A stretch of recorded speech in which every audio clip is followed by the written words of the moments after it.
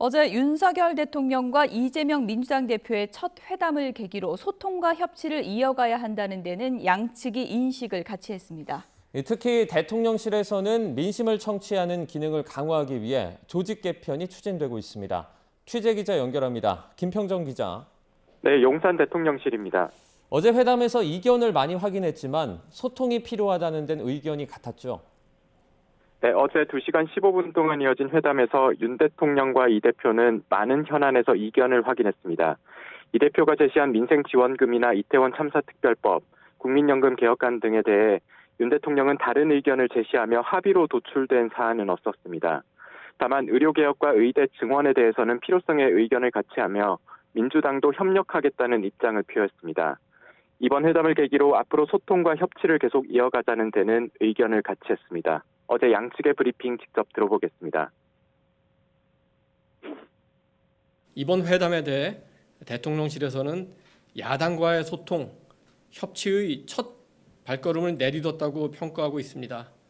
향후 정치적 상황을 예측하기는 쉽지 않지만 소통과 협치가 계속될 수 있기를 기대합니다. 어떠시냐고 했더니 답답하고 아쉬웠다. 소통의 첫 장을 열었다는데 의미를 둬야 되겠다. 이런 말씀. 특히 회담이 끝난 뒤 윤석열 대통령이 수석 비서관들과 회의하며 다음엔 국회 사랑제에 방문하는 것은 어떻겠느냐며 소통에 적극적 의지를 보였다고 홍철호 정무수석이 방송에 출연한 자리에서 전했습니다. 정진석 비서실장 역시 방송에 나와 회담 말미에 다음엔 배석자 없이 만나는 건 어떻겠냐고 말을 해봤는데 윤 대통령과 이 대표 모두 고개를 끄덕였다고 말했습니다. 윤석열 대통령이 취임 후 처음으로 이재명 민주당 대표와 회담하며 협치와 소통 행보를 강화한 가운데 취임 2주년 기자회견을 할 것으로 보입니다.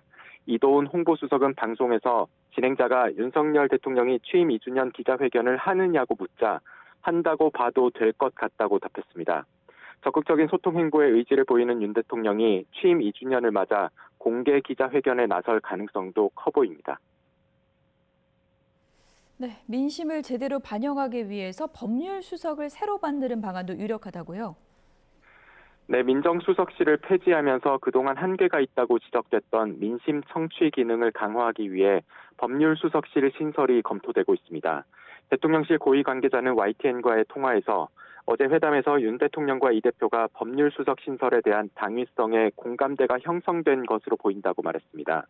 이 대표가 먼저 민생 정보가 대통령에게 세세하게 보고되지 않는 것 같은데 그것은 보좌진 책임이라고 말했고 이에 윤 대통령이 고 김대중 전 대통령 재임 당시 민정수석실을 왜 부활시켰는지 이해가 간다고 답하면서 법률수석 신설의 필요성에 공감을 이뤘다는 것입니다.